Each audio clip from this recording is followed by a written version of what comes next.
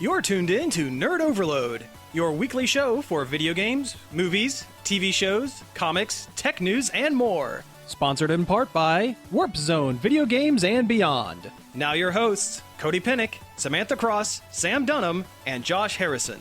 Hey everybody, welcome to another star-studded, action-packed episode of Nerd Overload, the pop and geek culture show where we talk about pop and geek news and stuff. I'm Cody. I'm Sam. And I'm Samantha. We have a great show for you this week. Thank you all for tuning in.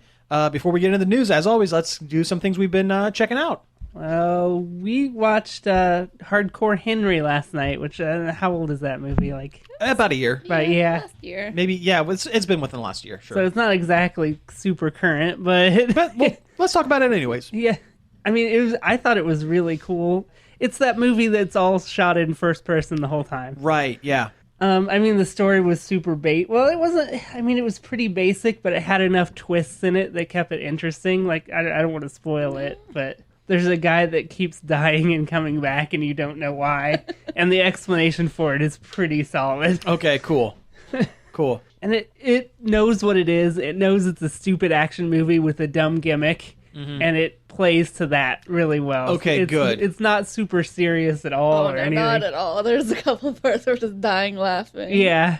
Okay, it reminded me a lot, the trailer at least, because I haven't seen it yet, but the trailer reminded me a lot of the Crank movies. With Jason Statham. I've never seen where it's just ridiculous, off the wall. Like it knows what it is. It's an dumb action movie. There's a lot of really cool parkour, which is extra cool because it's in first person, so you know, like it's a dude. Yeah, a dude was climbing stuff. Yeah, that is cool. Is it a lot of flips and stuff? Not because that would be like a vomit. Yeah, not like, inducing. flips. Okay, that's good. A lot of running. Yeah. Okay. A lot of first-person shooting. It looks very much like a video game. Okay, cool. The whole thing is very video gamey. Because you're kind of on a quest a little bit. Yeah, the one guy just gives him a phone at one point and says, you gotta get here. And, like, GPS is where he's supposed to go. Get here and kill a guy. And it's like, well, that's like a video game. Yeah. Thanks, NPC quest giver. That's basically what this guy is. Yeah. Cough break. There's just a part where he tries to ride a horse and can't. Really? And like the music swells to like kind of like a western. Like what song is it? I don't know what that song is, but it's always used when horses are involved. It's like a dun dun dun dun dun dun dun dun. Okay, yeah, no, I know what you're talking about. Yeah, when he's trying to ride a horse and falls off. Nice. It's like he's like trying to grab the horse's like. It's a halter. That's what it's called. The thing that goes on its face where you can grab it, but he keeps trying to grab the horse's face mask. Okay. It's not a mask. It's called a halter. It's basically well, I know I'm making a joke. I think it's a mask. It's not. The halter, it's like a top that just... and it ties in the back. But it's just grabbing at the horse's face, and the horse is like, no. It's just like a wild horse in a field, because did he fall out of a helicopter? Yeah. Well, he's like a robot man. Okay. For one, like... He wakes up and his wife gives him all these robot parts. So he's like kind of like a superhuman character. Okay. Which explains why he can do all this running and jumping and good shooting. And there's a lot of like his eyes were replaced with cameras. Okay. And there's a lot of like effects that go on, like when he falls down, like some digital garbage will show up on the screen. Okay, it just sounds like a big video game. It is. Yeah. And that's cool. Yeah, it's a lot of fun. It's a fun movie. Yeah. I can't even imagine watching it on like IMAX or Ultra screen. Oh no, that would be... It would just be Vomit City. But yeah, I really liked it. It was fun. I would almost buy it. I don't know about that. You know about that? It's not. You didn't think it was that good? It's alright. I just like the Jimmy character that keeps coming back. I thought that was great. It's like a bunch of different like versions. Yeah, a bunch of different variations on this one character. Like he's just a regular mercenary guy. There's also one that's a hippie. There's one that's like a cokehead in a brothel, and it's all the same guy played by the same guy. Okay, I've heard a little bit about this. Is this Sholto Copley, the guy who? Okay, yeah, the guy who was he was in District 9 and he was in the A-Team and that, right? Yeah, I think so. Okay, I'm explaining it for the listener. But he almost carries the whole movie, I think. Other than the awesome action scenes and stuff, like this is like Henry doesn't even talk. Yeah, he can't talk. He very much like a video game. yeah, he's a silent protagonist. Protagonist. He's a silent protagonist, There. like in a video game. Cool. Because the bad guy busted in before they could activate his voice module. Gotcha. Okay. And the bad guy's just like this Eastern European psychic guy. He can like telekinesis throw people around, which is pretty cool from first person to just have you lift up and like fly around the room. I don't know, it's worth checking out. Like if the gimmick sounds interesting to you, you'll enjoy the movie. Yeah, that does sound pretty cool. Yeah, I've been plugging away at Final Fantasy III again. Longtime listeners will know I've been trying to play through all of the Final Fantasy games and write articles about each one. It's been a while. It's been probably a couple years. Yeah. I've been stuck on Final Fantasy III, and I finally started plugging away at it again. I'm like at the very last dungeon. Okay, good. Which is 3 dungeons that you can't leave. Well, you can leave, but you have to go all the way back through them to get out. Okay. And it's ridiculous and it's stupid. Yeah, I remember you got close there at one point, and then you lost like your save file or something. Yeah, Is that I what had happened? to start all over again. Yeah. And it's not an easy game. It's really hard. It pulls a lot of really dumb stuff at you. Really? Like having purposely to cast Toad on your entire party to turn them into frogs to get through a water place. Huh. Or having to cast Minnie on your entire party so they're tiny and can fit through holes, but now they can't do physical attacks. Wow, that's very gimmicky. Yeah, and it's just full of crap like that. Changing your entire party's job to Dragoon so you can jump to be able to beat a boss. Wow. That's crazy. Takes everything from Final Fantasy 1 and says, well, and jacks it up and says, well, now do it perfect. Wow. now it's really hard. Do it again. Yeah, I'm glad you're playing it, not me, because I would lose my patience with that almost immediately. Yeah, and they took all the plot building and character-based stuff that's in 2, just threw that out. Oh, and yeah. It's just like 1 over again, but hard.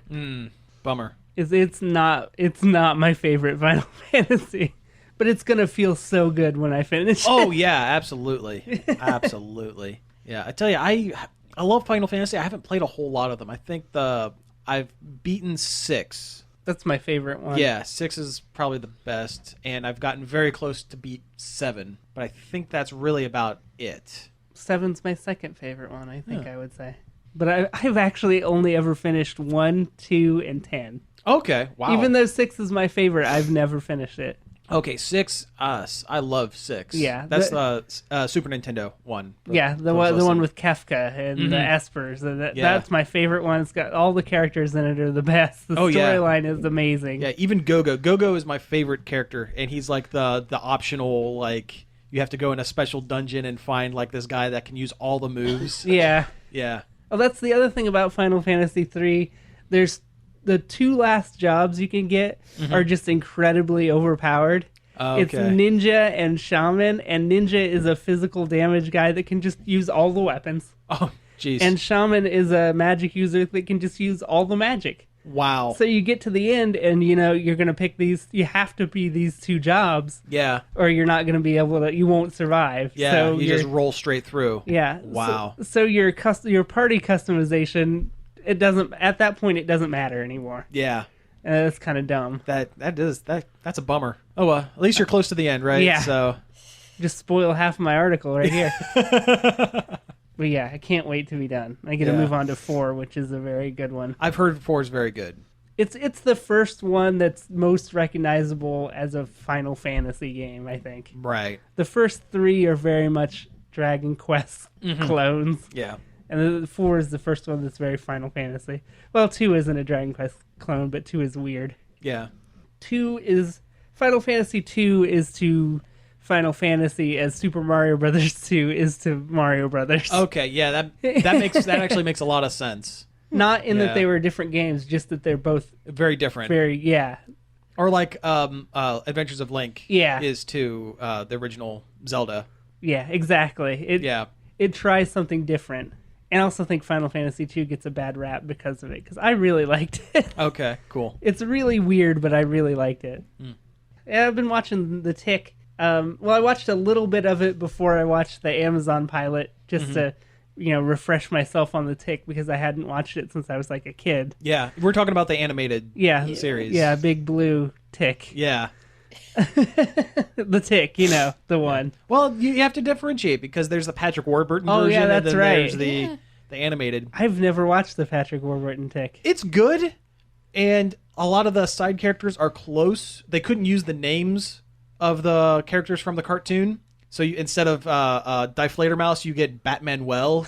That's pretty funny. Yeah. And instead of American Made, it's like Miss Liberty or something like that. It's very close, but it's not quite. Why couldn't they use the... Because those characters were created solely for the cartoon. Huh. And I guess the production house or whatever Like Sunbow or whatever? Yeah, couldn't clear the rights to the characters. Yeah. Well, that sucks, because I love the side characters in the They're animated. the best part. Yeah. The sewer urchin who's like Rain Man that lives in the sewer. Mm-hmm. Deflator Mouse, which is Batman, but he's the deadbeat that doesn't do anything. Mm-hmm.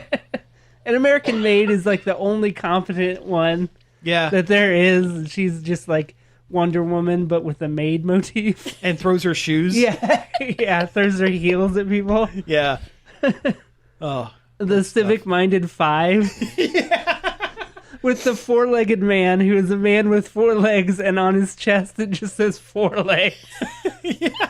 And what was the guy that has the carpet suit? Yeah, I forget what he's like, just like Carpet Man or something. Something like that, yeah. He just has a big suit of shag carpet, and he static shocks people. It's a minor inconvenience. Yeah. And he always gets too hot. Yeah. Because he's in a carpet suit, passes out. It's such a great show.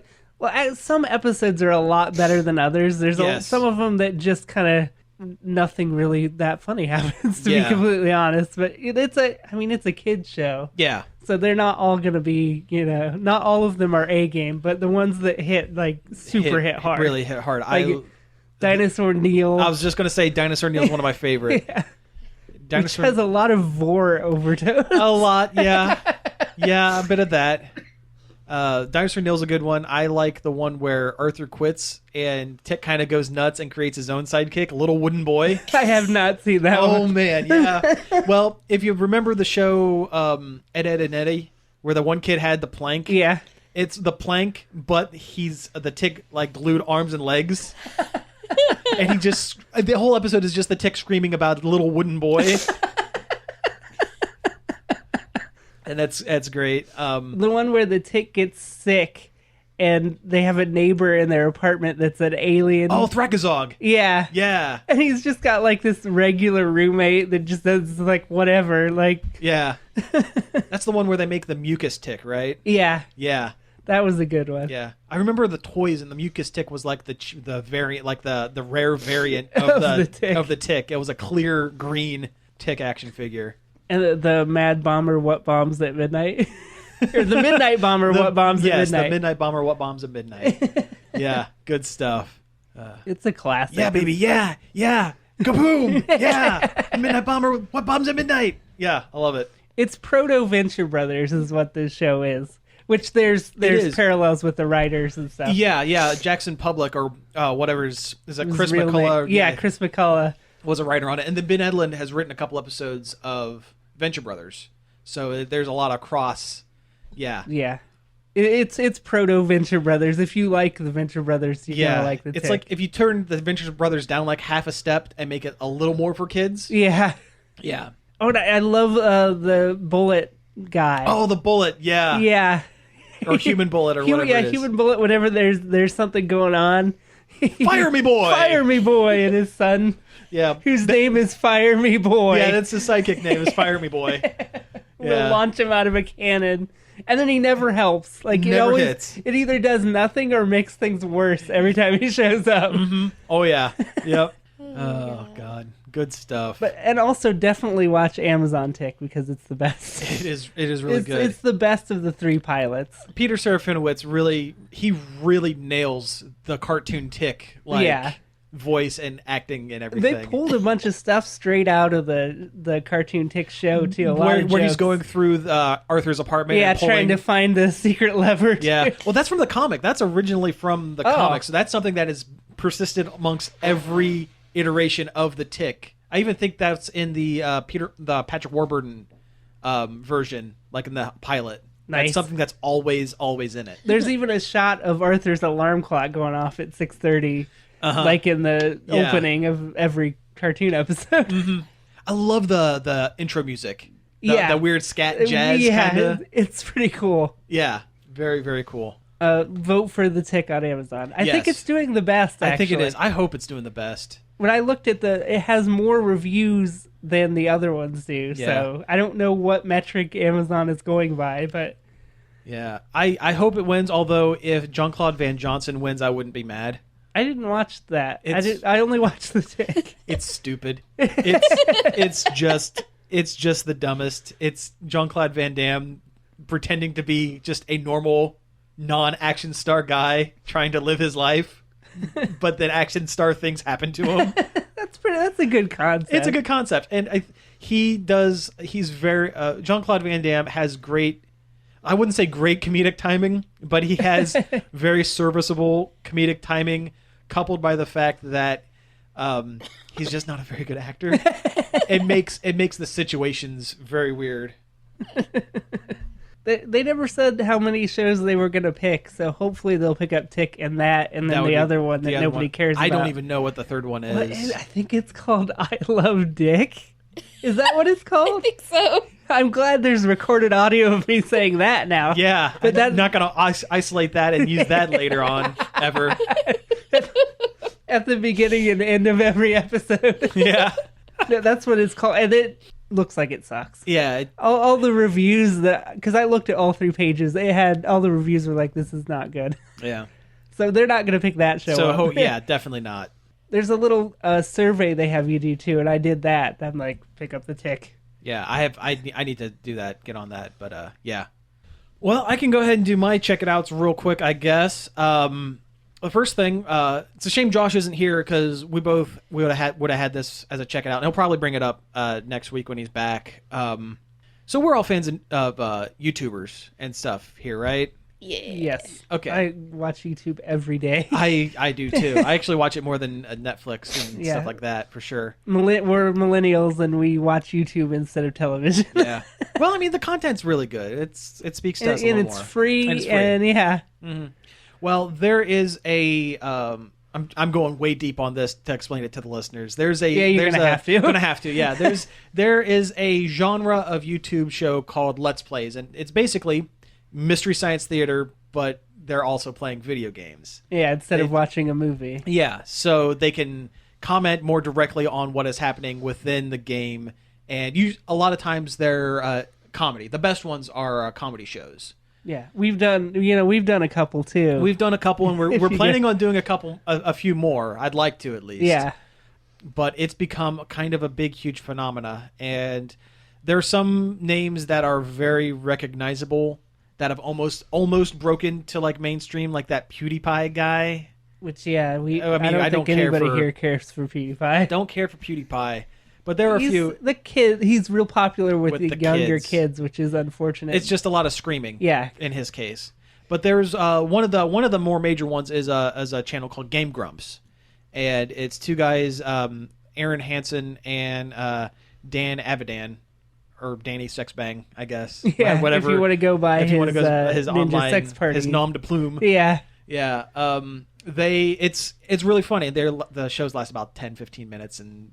They're funny. Yeah, it's more of a comedy show than it is a video game show. I think that's what I like about it. And they're not always talking about what's going on in the game. Even they're just kind of like they're just having a conversation. Yeah, and they're 2 funny, interesting guys. So a lot of improv. Yeah, it's fun to sit in on their conversation. And you know what? Their shows are very easy. They're easy to watch. You can put them on in the background and just kind of go do something else. And I like that a lot. Anyway, I'm telling you all this to get to this point. At one point in one of their episodes, Aaron got on this kick where he was trying to get a Wendy's deal, like a Wendy's sponsorship or whatever, and went on about it for a long time and went on Twitter and tried it and all this stuff. And Dude loves Wendy's. dude loves Wendy's. Yeah. And so about a week ago, he put out a tweet just kind of cryptically saying, "Hey, Columbus, Ohio, who's hungry?" And we all kind of went, "What? What? Huh? What's going on?" So a few hours later, their official Twitter account tweeted these coordinates. No anything, just coordinates. Just coordinates. Turns out it was a Wendy's on Morse Road. And later said, just another tweet that just said 7 p.m. That's it. And so Josh and I motored out there to see what was going on. And there were about 500 people there waiting in this like grassy area outside of a Wendy's. And sure enough, Aaron from Game Grumps just showed up. And started taking selfies and signing stuff. And they were giving away What's the Beef t-shirts. And it was very cool. It was very cool to see so many people just kind of show up all at once with like less than like 8 hours of notice. It was almost like a convention, almost kind of. It was crazy. A mini surprise Game Grumps convention. Yeah, yeah. And Josh and I ended up not meeting him because we kind of screwed up. The whole thing started as one giant amorphous blob of people around this guy. And eventually it was all kind of put into like a loose line. Unfortunately, we ended up at the back of the line. Oh. And about an hour and a half of waiting and the line not really moving, we kind of went, you know what? Let's go actually eat some Wendy's. And if the line is still here when we're done, we'll get back in the back of the line. It's not we're going to lose our place because we were already at the end of the line. So we get all the way, we go in, we eat, and by the time we get done eating, they've picked up the pace. I think a lot of people left, and I think he stopped signing at one point and just started taking selfies. Yeah. And they were group selfies. They weren't like one-on-one. They were, yeah. Anyway, we were getting ready to leave. We saw that the line was gone. We were getting ready to leave, and all of a sudden, Aaron walks in the door, like right in front of us, and starts saying, "Hey, I swear to God, this isn't a branded deal. I'm not getting money for this. I swear. Always fresh, never frozen. Am I right? See you later." and then just shuffles out the door. And no, it was great. And they were taking video, and I guarantee Josh and I are in the background of at least a couple shots. Nice. If they decide to edit it in. The camera was pointed right at us. So you're gonna be on their Grump Out channel. We are. So be sure. I will make sure everybody knows that's coming. But yeah, that was pretty cool. It was just cool to see so many people, and they weren't little kids. It was a nice mix of kids and teens and older, our age. Yeah.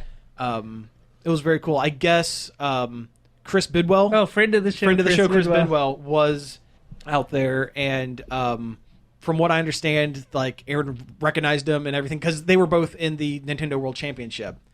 And I guess kind of had a little mini freak out there with that. So that was pretty cool. That's super cool that he recognized him. Yeah, that is really, really, really cool. It says a lot about whether or not Aaron is a cool guy. Yeah. Also, every video, like actual video that they put up where you see Aaron and he's wearing the t-shirt and the sweatpants and stuff, that's not an act. That's what he was wearing at the thing. The black t-shirt, the bottom half of a Kigurumi, like the bear costume kind of thing, and sandals. Just walking around this field outside of a Wendy's in downtown Columbus. Yeah, it was pretty great. It was a good time, even though we didn't get to meet him. I wish cool. I could have went. Yeah, but I had to work. Yeah. I got out of work that night at 7:00, like when the thing started. Yeah, no, it was nuts. I really don't know what else to say about it. It was just kind of it was a neat thing. It was a neat thing to go down to on a whim and just kind of, yeah. I'm assuming he had a layover in Columbus. The theory actually is that he was at the headquarters, the Wendy's headquarters in Dublin, because it was only about 20. That would have been only about a 20-minute drive. And I don't know if they were filming stuff as a joke or actually talking to someone in charge of Wendy's, but I heard he bought burgers for like hundreds of burgers. He bought hundreds of burgers. He bought hundreds of Frosties. I felt kind of bad for the people working at the Wendy's because they said that they were given about a 3-hour. Oh no! Someone told gave him a heads up about 3 hours earlier, and at least two of the workers there said told us, because I was trying to talk to some of them, and they said, "Yeah, this isn't even my Wendy's." They were calling people in from other Wendy's in the area to come in and help. Oh God. Yeah, it was nuts. I tell you what, that store made bank that night, because everybody who was there went in and got a burger or whatever. So it was just really cool. I got to work extra hours at Wendy's because some YouTube douche is here. Some B-list celebrity decided to show up outside of my store. But they were all in a good mood though. So they were like, "Oh yeah, this is great. This is cool. But yeah, we're putting in our hours for sure." So, all right, well, hey, let's go ahead and take a break here, and when we come back, we'll get into some news. Nerd Overload is sponsored in part by Warp Zone, video games and beyond.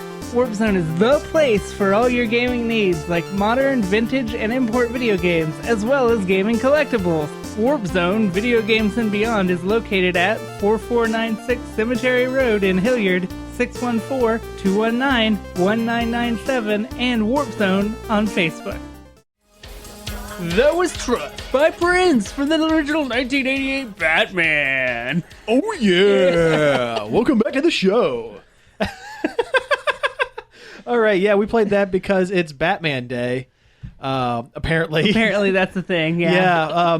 I guess it's a totally legit holiday that DC Comics made up about 3 years ago to celebrate the anniversary of Bob Kane and, well, really Bill Finger creating Batman. So, hooray! Yeah. Go out there and do some Batmaning. Yeah, go like avenge your parents' deaths. I don't know. It's a thing. Yeah, it's a thing, I guess. Even though in nerd culture it feels like every day is Batman Day. Every day. If you're living your life right, every day is Batman Day. Live your life like every day is Batman Day. Now I'm just trying to figure out how to work that live like you were dying song. Live like you were Batman. Live like you were Batman. Yeah, I love it.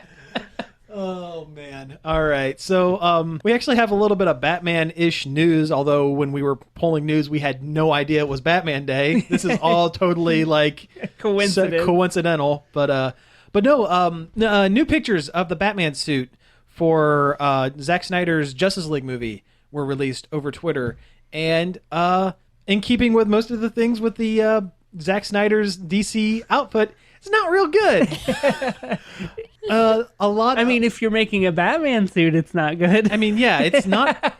It does look like Batman, at least for the most part, but the mask area is very reminiscent to the character Night Owl from the movie The Watchmen, which was another Zack Snyder production.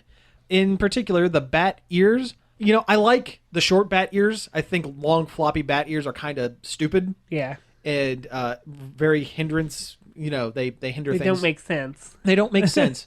Although there was one comic where Batman explained that there are tiny antennas inside the ears that help connect him to like the bat network or whatever. That actually makes a lot of sense. Yeah. But the ears are like almost totally to the back, like slanted and like cockeyed on the side of the head. So they look more like little puppy dog ears. Or mad cat. Yeah. Yeah, a cat that's mad. Yeah. So that's weird. And he also has... he had them designed by video game peripheral maker Mad Cats. That's it. Yes. Nailed it. Nailed it. Perfect. But the mask also sports goggles. Why? Yeah, which is not a thing. Yeah. So it looks a lot like Night Owl from... like steampunk Batman. Yeah, kind of. Gotham by Gaslight. Well, you know, he's really... Zack Snyder loves that look of steampunk Batman. I mean, think about the Batsby Soups movie where they had the duster, and he had goggles on that one too. So stupid. Yeah. So, I don't know. It's not... Post-apocalypse Gotham. Yeah. I heard that they're not going to do dream sequences in Justice League. They said don't do that. Good. Because it's stupid.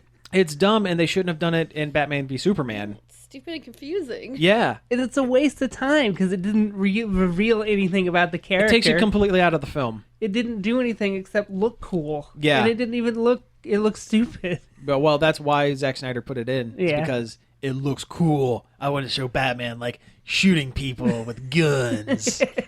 It didn't move the plot along. It didn't reveal anything about the character, their motivations or personalities. It was just there. Yeah. It's like the whole movie. Yeah. Well, yeah, you got a point there. It's just there. Yeah. Well, along with the new Batman garbage suit, there are reports that the Joker will officially not be appearing in the Justice League movie. Okay. Yeah, I mean, they're going to have bigger things to deal with than the Joker. Well, they're going to try really, really hard to introduce Darkseid and Apocalypse and giant world-destroying space aliens to rival the Marvel, where Marvel's heading. So they have much bigger fish to fry because Darkseid and the anti-life equation and all of that entails is way harder to explain, especially when you have barely set up the universe in which your main protagonist characters live in. Half the characters haven't even been explained. Yeah, exactly. They have much bigger fish to fry. I don't know how they're going to pull this off. Also, they probably have no idea what to do with the Joker after the debacle that was Suicide Squad. That too, yeah. I mean, even if they wanted the Joker, I doubt Jared Leto would come back.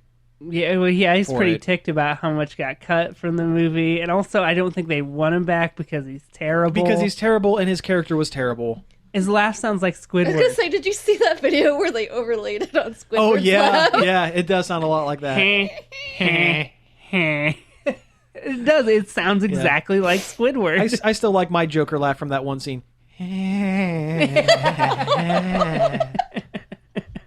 So yeah, I'm glad he's not going to be in it. I hope they figure something out, or they just drop the character. You know, we've seen enough Joker. There's always going to be Joker somewhere. Explain that it's a poser Joker. That's all you got to do. Yeah, I mean they've done that before. There's 3 Jokers in the comics DC, right now. Yeah. I haven't been following Batman, so I really don't. I can't explain that at this point. But yeah. It just whatever. It's sad that that's the opinion that I have for the Justice League movie because I love DC Comics. I love Justice League, but it's like whatever. Just do it. Just do what you want. I'm not going to like it, whatever you do. So I mean, it looks like they're trying to fix it at least. Well, they're running into the same problem that they did with Batman v Superman. With Man of Steel, they made a lot of problems, and they tried to correct a lot of those problems with Superman in Bats v Soups. But in doing so, they created the exact amount of problems, a lot of times the exact same problems, with Batman that they were trying to fix with Superman. So now they're going to be trying to fix Batman with Justice League. So it makes me wonder, which character are they going to ruin? Probably Aquaman in the Justice League movie, which will then have to be corrected in their next movie. No, it will mess up Wonder Woman in her movie. From what I've heard. Of all the movies, all the superhero movies that are coming out, Marvel, DC, both, that is the one I want most to not suck. Yes, I agree. I'm most scared for it. Yeah. And unfortunately, it's gonna suck. It's gonna be bad. Well, you're gonna have a Wonder Woman movie that is going to be more about Steve Trevor. I just have a feeling. Because a lot of the shots, a lot of the action scenes are of Wonder Woman, but any of the development with any of the characters in the trailers, it's all Steve Trevor. It's all Chris Pine. Have you noticed that? Yeah. Yeah. So you're going to... I know what they're probably going to try to do. They're going to try to make Steve Trevor like the audience surrogate. Yeah. And there's a way to do that correctly and still have the movie be primarily Wonder Woman and be about powerful women and all this stuff. They're not going to do that. They're going to make it like, oh, look at wacky Steve Trevor and what's going on. He can't figure out what's happening with this crazy Amazon lady. It bothers me. The trailer's good, but so was Suicide Squad. Yeah. So was Batman v Superman. That last trailer, that last trailer looked really good. Yeah. What I think we could take away from this is Warner Brothers and Zack Snyder in particular, they know how to cut a trailer. They cut a trailer good enough so everybody goes to see it on the week it comes out, and then make their money. And nobody goes after that first week. Exactly. But hey, they make their money back. So what's the problem? I guess. Yeah, I'm worried for Wonder Woman. That's why I really hope Marvel hits with Captain Marvel. Yeah. If anybody's gonna do it right, it's gonna be them. And so far they haven't struck out yet. And Brie Larson's a good choice for the character. So It's too bad the movie doesn't come out till 2000 a million. yeah, DC is going to beat Wonder Woman to the punch on this one. But it would be kind of funny. It would be kind of funny if they rush production a little bit on Captain Marvel and get Wonder Woman and Captain Marvel released within the same like couple week swing to pit them against each other just to see what would happen. That would be ultimate. Well, what would happen is Marvel would push up their date, and then DC would totally unrelated to anything decide, maybe Wonder Woman needs a couple extra reshoots. Yeah. And we're going to push it back a month. If they put the two up against each other, I think Wonder Woman would do better on name recognition alone. I think Wonder Woman would do better on the first weekend, but I think overall, Captain Marvel would make more money. Yeah, it would have this. Well, it'd have staying power because it's good. Because it's good and because it's Marvel. Yeah. And yeah, actually, you know what? I would think that they would both have very similar opening weekends. Wonder Woman would win, but I think they'd have similar because in that case, you would have fans pull double duty, go see one both, and then go see the other right afterwards. Yeah, that's probably what I would do. What I would do too, absolutely. But I don't know. Oh, and speaking of, if we're talking still about DC live action movies and strong female characters, Margot Robbie signed a deal where she is going to star and executive produce a Harley Quinn spin-off movie, and I hope they use that to fix some of the issues that I had with the character in Suicide Squad. She seemed to understand the character. She was like kind of mad about like what they were having her do because she could not understand like if she was this strong, why should we be doing this? Yeah, Margot Robbie. Exactly right. She seemed like she knew what the character should have been, and that was a good performance, hindered by poor script and studio meddling. And I think if Robbie had a little more control over her own film, which she will, producing, I think, and they'd have to do some very specific things to turn the character around. Don't have Joker in it. Yeah. Oh, no. Just cut that section out completely. Read a bunch of the Jimmy Palmiotti, Amanda Connor, Harley Quinn books, and do that. Just do that. Just do that comic. I joked a little earlier about a Thelma and Louise style road movie starring Harley Quinn and Poison Ivy. That would be amazing. That would be perfect. Yeah. That would be the way to do it. Do a Gotham City Sirens movie. Yeah. I mean, I saw, we don't have it on the list, but I saw what's her name? Princess Diaries. Anne Hathaway. Anne Hathaway is interested in reprising her role as Catwoman at some point. She would. I thought she was okay. I didn't even see it. I didn't see it. Yeah, true. I just didn't like the costume. The costume's not great, but it was really boring. It's just like I put some cat ears on. Yeah, well, Michelle Pfeiffer's Catwoman is much better. Well, sure, of course, but Michelle Pfeiffer. Yeah, that movie, Dark Knight Rises, took things too realistic. I think that was its main problem. But Anne Hathaway's Catwoman was probably one of the best parts of that movie. And I think putting Anne Hathaway as Catwoman, Margot Robbie as Harley Quinn, and somebody, you know what? Sally Draper, what's her name? Oh, January Jones. No. That's I'm thinking of the wrong person. Alison Brie. No.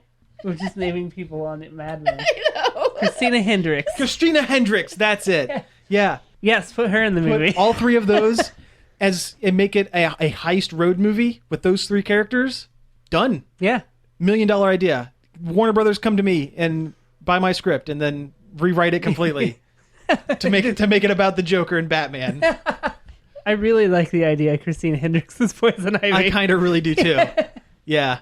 So, but anyway, yeah, I'm cautiously, well, there's nothing about the Harley Quinn movie other than the fact that they're making a Harley Quinn movie, and it seems like they'll have a little more freedom to do what they want with it. So that gives me a little bit of hope. Margot Robbie producing sounds good. It sounds like a good idea on paper. She seems like a smart lady that knows what's going on. I hope so.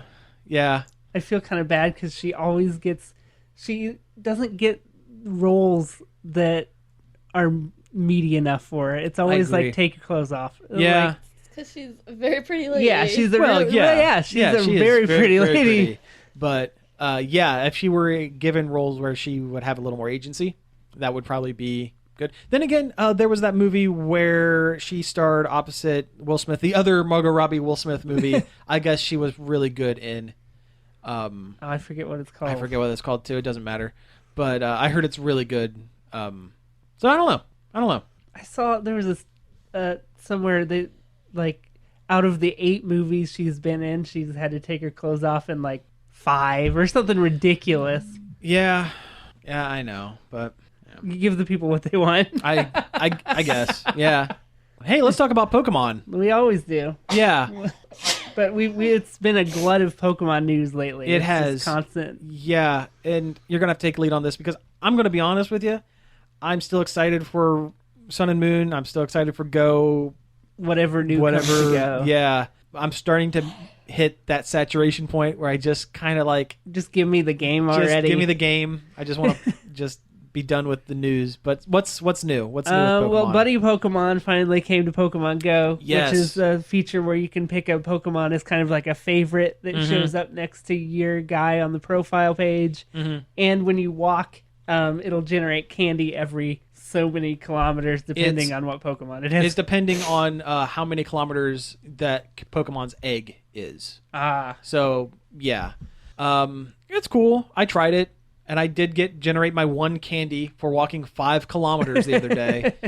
To evolve my character, I would have to walk about 100 kilometers with the app open.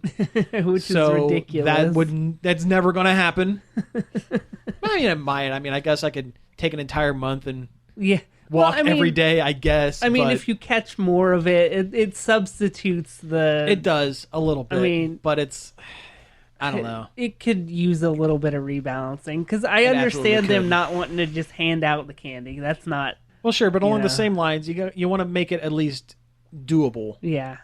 Like there are people who are walking with Magikarps and you have to walk like 400 kilometers. Yeah, because it's 1 kilometer per candy for Magikarp. Yeah, that's insane. I wish they would put it in the not metric. What is our measurement system? Yeah, it's a dumb name. It is. I wish it wasn't in metric so I could better gauge the distances because I'm a dumb American that doesn't know the metric system. But no, I tried it. It's fun. I'm back in a little bit. Yeah, I've been peeking into the game a little bit more. Yeah. I'm really stuck on level 14 because I've caught all the Pokemon that are around here easily. I'm at 15 and I think I have 1 Pokeball left and I'm not giving them any more of my money. Oh no, I'm done. I'm done with that. Spending on that. That was The best thing to do when you're out of Pokeballs is just, when you go to a place with a stop, get some and then just don't do anything else for a while and they'll pile up. Yeah, that's pretty much what I need to do. Eat dinner at Rosa and Rocco's and spend the Poke Stop that's at the Anytime Fitness next door. Yeah. Yeah. So, moving off of that, what kind of Sun and Moon stuff is there? Did we talk about the Aether Foundation? No, There's some sort of scientific foundation in the world of Sun and Moon that, what do? They supposedly heal Pokemon and they're kind of like... But they're going to be the bad guys. We don't know that for sure. But it seems that way. I heard someone compare them to InGen from Jurassic Park, where they seem like they're on the up and up. Yeah. And yet there are some shady stuff going on in the background where they revealed the bad guy Team Skull way too early. I have a feeling that they're like the red herring. They seem so generically goofy bad that I bet the Aether Foundation is like the actual bad guys. Yeah. So, and they've been really cagey with like the character designs and stuff like that, or the character descriptions rather. Yeah. So, and they've revealed these Ultra Beasts that aren't quite Pokemon. They're not Pokemon. They're something. They look like bugs. And they're very humanoid. They are. Yeah. They almost look like Digimon. Yeah.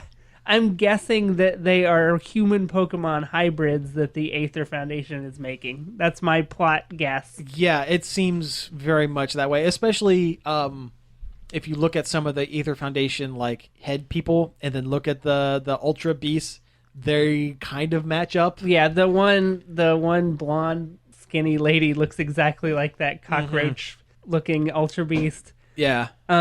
Professor, whatever the professor's name is, I can't remember. remember. Professor Surf Dad. His assistant looks exactly like that jellyfish one. Yeah. So there's something weird going on with human DNA and Pokemon DNA, I'm guessing. And that's an interesting take. Yeah, I would have never guessed that that's the direction they would go story-wise. Yeah. Kind of makes me actually interested in the story in this one, which has been something that has not been interesting in Pokemon since, like, ever. Yeah. Well, X and Y's story was hot garbage. it was bad. I hated it. It was bad. Like, and why is there a giant man? Why is he big? I don't know. Nobody knows. nobody knows why Team Flare is the worst team. They just want to make everything fabulous. Well, their whole deal is we want to kill everyone on Earth that's not super stylish and pretty. But it's a team where if you buy the right clothes, you can be on their team. Yeah. You can be considered stylish and pretty. So it is solely a like monetary kind of. Yeah, you kind can of buy your way into Team Flare. Classist. Also, their leader looks like Leomon from Digimon, like to a T. That story was so bad. It was not great. It was a big Pokemon battle in the past, and something with a dead Flabébé. Who knows? It was stupid. It was bad news. And when you don't expect a lot out of a Pokemon story to begin with, Yeah. to have it be bad is just a crime. Yeah. I mean, especially after, what was the one, Black and White before? It was actually pretty good. yeah, that's the one with Team Plasma, right? Yeah. Yeah.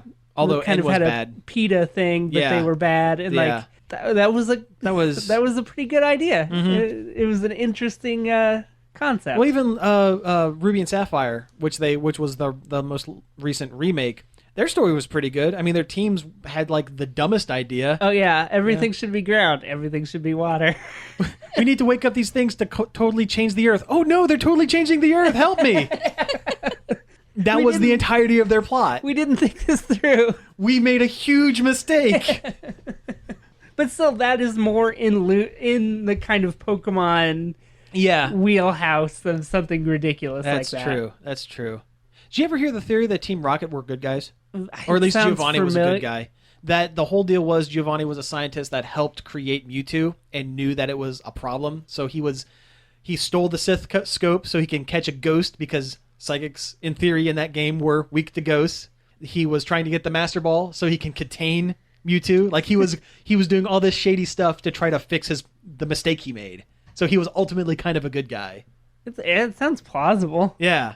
Plus, he was a gym leader, which are like mayors of towns. Yeah. And not to say that there aren't corrupt mayors, but like you have to be at least kind of a good guy, at least at one point, to be recognized as a gym leader. As a gym leader. Yeah. So I mean, he obviously was still part of the whatever that organization is because his gym badge is still good. yeah. So yeah. There's also been rumors that he's Ash's dad, but I don't agree with that. I don't put any. Yeah. If anything, I think that guy that tells you hints about the gym at the beginning of each gym is secretly Ash's deadbeat dad.